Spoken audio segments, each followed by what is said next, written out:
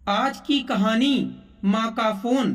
Meeting के बीच में जब टेबल पर पड़ा फोन वाइब्रेट हुआ तो पूरे हाल को पता चल गया कि किसी का फोन आया है। बड़े पोस्ट पर विद्यमान अधिकारी ने अपनी तरफ से बड़ी विनम्रता से कहा कि फोन को साइलेंट करके बैठे प्लीज। दीपक ने जल्दी से फोन को उठाकर काट दिया। देखा भी नहीं कि किसका फोन आया है।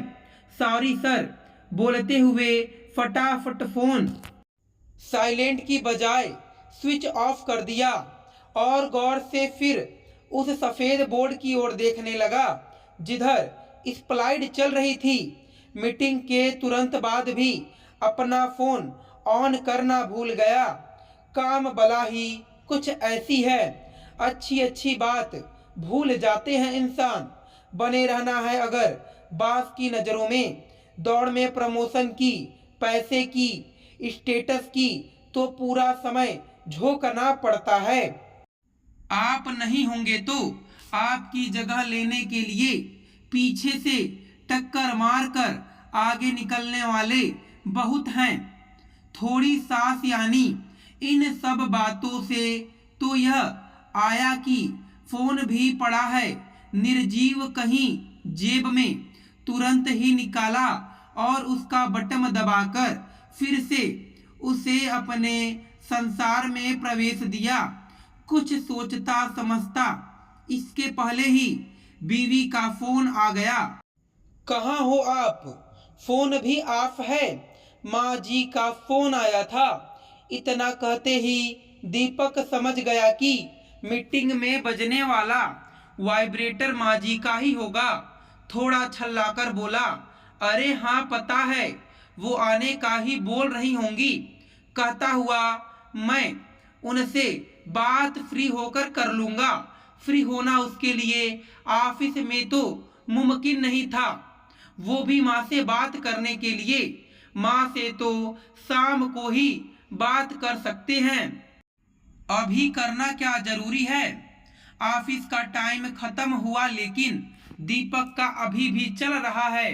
यह फाइल दिखने में छोटी होती है लेकिन जिंदगी निकल जाती है इनमें। सर घुसा घुसा कर ऑफिस से घर आया। पत्नी ने कुछ कहा नहीं, एक तो पहले ही लेट हो गए, ऊपर से अगर फिर कोई ऐसी बात कह दी जिससे भगड़ गए तो उसकी खैर नहीं, इसलिए खाना गर्म करके खिला दिया।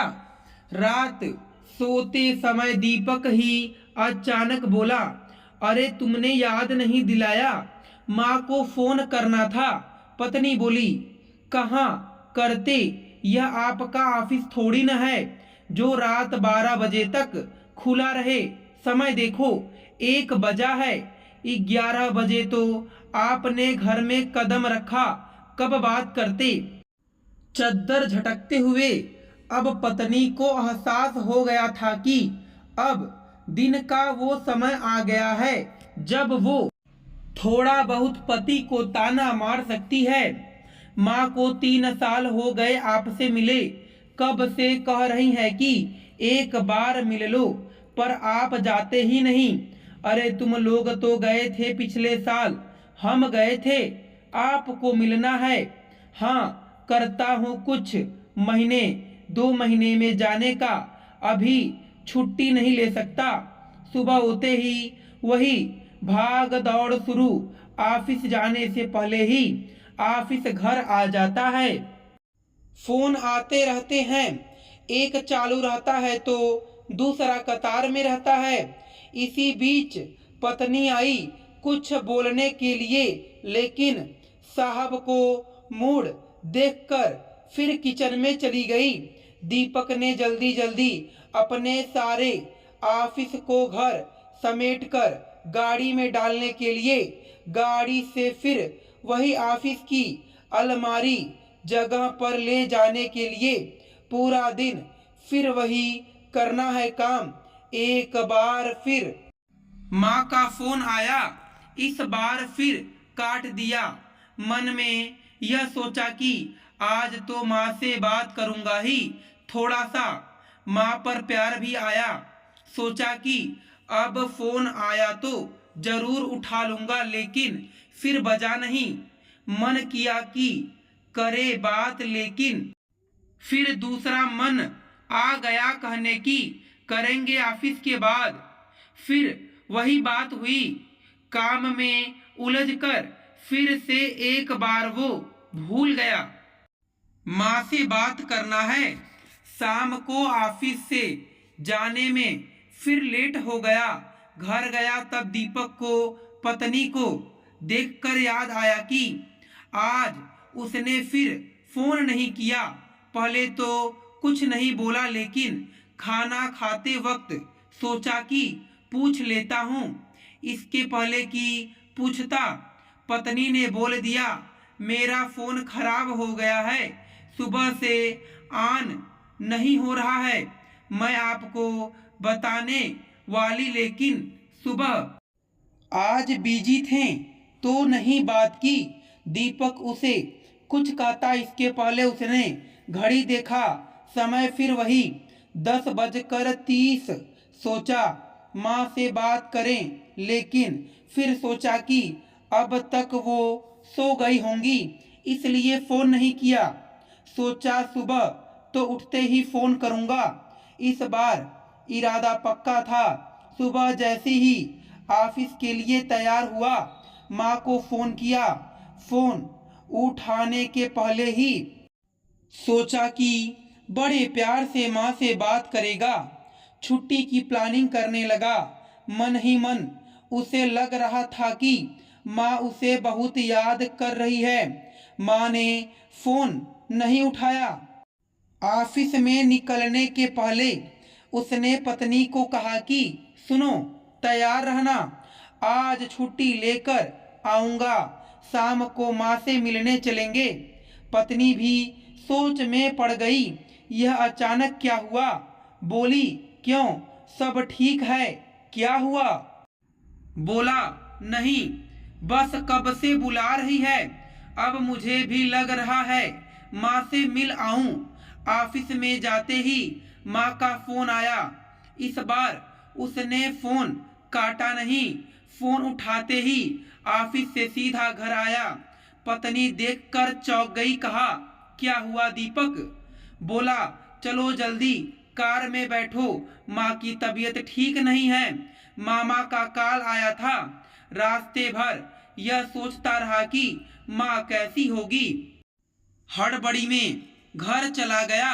माँ कहते कहते घर में घुसा, लेकिन माँ नहीं थी। एक पल के लिए उसे अपने 3 साल में माँ के किए गए फोन याद आए, जब माँ उसे बुलाती थी मिलने के लिए, लेकिन वो सिर्फ कहता आऊँगा। उसे भी पता था कि वो ऊपर से कहता था, जाने का कोई इरादा नहीं था। वो फोन भी याद आए जिसके आने पर वो भोए चढ़ा कर उन्हें काट देता था। यह सब घर में खड़ा होकर वो सोच ही रहा था कि पत्नी ने उसके कंधे पर हाथ रखा। अरे, माँ तो अस्पताल में है, चले वहां। उसकी सुन जैसी टूटी, फिर गाड़ी घुमाई अस्पताल की ओर। मन में बस यही दुआ की माँ ठीक हो बस। अब हर दिन बात करूँगा, माँ की नहीं मानूंगा, उसको अपने साथ ही लेकर जाऊंगा। अस्पताल पहुंचा और जब मामा ने उसे देखकर मुस्कुराते हुए कहा कि अब ठीक है, चिंता की कोई बात नहीं। इतना सुनकर उसके पलकों से रुके बांध का टूटना हुआ। बच्चों की तरह रोया। माँ के कमरे में गया तो माँ ने कहा, अरे रोता क्यों है? अभी नहीं मरने वाली, ठीक हूँ। बेवजह तुमको परेशान किया। मैंने भैया को कहा था कि मत बुलाओ उसे, काम होगा। हाथ पकड़े माँ को कहने लगा, माँ, मैं अच्छा बेटा नहीं हूँ। नहीं, तू बहुत अच्छा है, तभी तो दौड़ा आया। मेरे भाग अच्छे हैं, इतनी फिक्र करते हो। उस पल दीपक को लगा कि वो माँ को फिर नहीं देख पाएगा। लगा कि यह बोझ लिए जीना पड़ेगा। माँ बुलाती रही, वो टालता रहा। समय रहते सीख लेना बहुत बुद्धिमानी का काम है। दीपक फिर ना माना, माँ को अपने साथ ठीक होने पर ले गया। काम को छोड़ नहीं सकते, लेकिन माँ को अपने साथ ले जाने के लिए तो मना सकते हैं।